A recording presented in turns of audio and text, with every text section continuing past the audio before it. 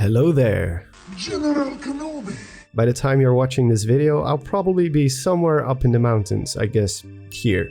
Yeah, that's me. I'm recording this the night before I leave, and my living room is a complete mess. If by some miracle we had some big revelations or big Nintendo news the past week, I wouldn't have known about it as of the time of this recording. Keep that in mind. So with that said, let's talk about the Zonai. Now the Zonai have become somewhat of a meme in the Zelda community, with some theorists even purposely and jokingly avoiding mentioning their name. I myself have also consciously avoided the subject on my channel unless it involved a collaboration or was used for comedic purposes. For instance, in my Breath of the Wild 2 trailer breakdown video, which is still the most popular video on my channel, I keep using phrases such as the green hand or Link's spiritual arm rather than saying Zonai hand. Now the biggest reason I didn't mention them in that particular video was because I wanted to keep it as factual as possible, if that's even a thing. Because well, we don't have anything else to work with outside of that trailer. Now it's not so much that I don't like the subject of the Zonai, in fact it's secretly one of my favorite mysteries in the entire Zelda lore, and the fact that it's a mystery that's still completely unsolved makes it all the more appealing. Nintendo has the tendency to keep things vague and open to interpretation a lot of the time, but despite if something isn't necessarily said or shown in game, we can often still create some very solid theories, and if backed up with enough evidence, the Zelda community will accept it as a fact at some point. As a quick example, for instance, it's never stated where King Rome died. I think initially most of us assumed he died inside the castle when it came under attack. With good reason, I mean, how do you even escape something like this? But Zeltic in one of his videos presents a very compelling case for the fact that the king probably died at the Great Plateau, and it makes sense if you look at the full picture.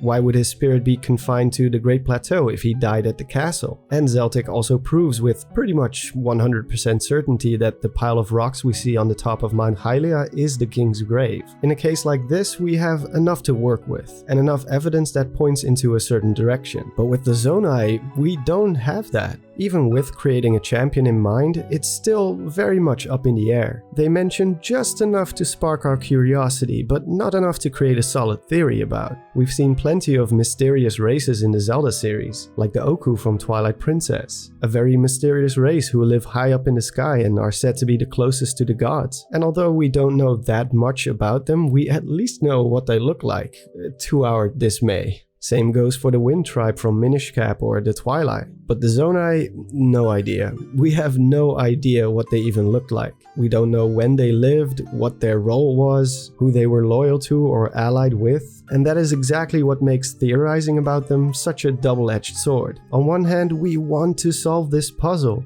On the other hand, we don't really have enough to work with. And if Nintendo had left it at that and just moved on to a completely new Zelda game in a new era, it would have probably stayed that way. But then we got that glorious E3 trailer of Breath of the Wild 2 last year. And what did it show? Zonai architecture. It's all over the place. Now I don't want to speak for other people too much, but I don't think most theorists necessarily think the Zonai are going to be the biggest thing in Zelda history ever. Like it's gonna reveal like the meaning of life behind the whole Zelda universe or something like that. But we're at least hoping that this game will give us that missing piece of the puzzle so we can build a solid theory about them. And then we can just check them off the list and categorize them just like we did with the other mysterious tribes in the Zelda series. It's why many people are so passionate about Zelda lore. We love playing detective and solving mysteries. It's also why the Zelda theorist community is so close, and you can always see people doing collaborations with each other and expanding upon each other's theories. Zelda lore is a puzzle too big for one person to solve. The subject of the Zonai is simply one of the most recent mysteries that we want to get the answers to. And when looking at the trailer, there's at least a strong case to be made that we will probably see something related to them. So that pretty much covers why Zelda theorists are so obsessed with this tribe as of late. But what about the other people? You know, the haters. I'm of course not being serious, but there are a lot of people who are sick and tired of hearing about them. And I think the two biggest reasons for this is 1, too many strong assumptions with too little evidence, and 2, an oversaturation of the market, aka too much content about them. And yeah, I can see that point of view. I mean, we did get a lot of Zonai related subjects in just 1 year.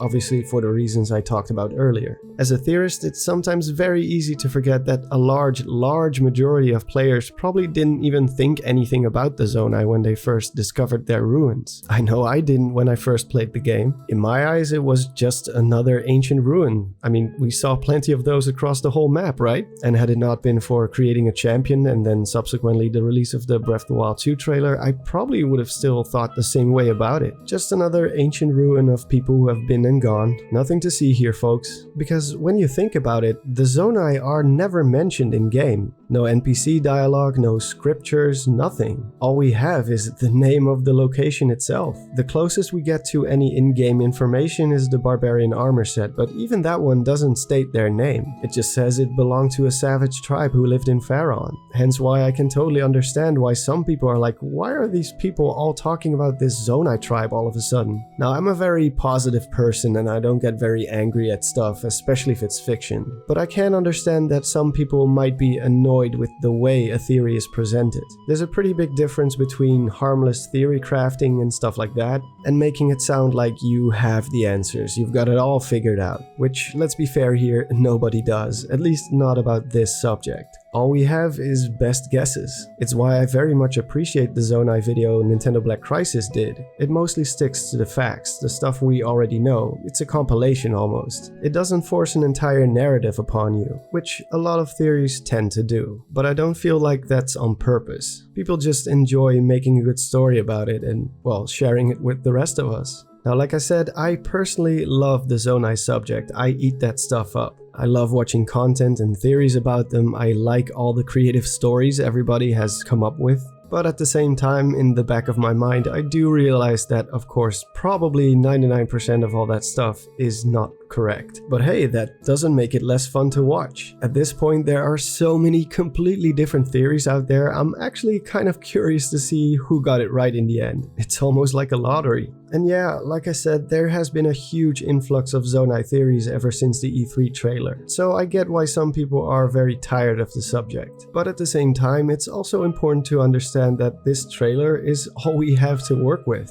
And what it shows isn't much. So there's only so much we can cover about it. And it seems like there's still a very significant audience out there who love seeing people talk about Breath of the Wild 2. And since Nintendo doesn't seem to give us any information anytime soon, we try to keep the hype alive, I guess. Let me know down in the comments what you guys think. Whatever idea you have about it or about the subject, people talking about it too much, too little, I don't know.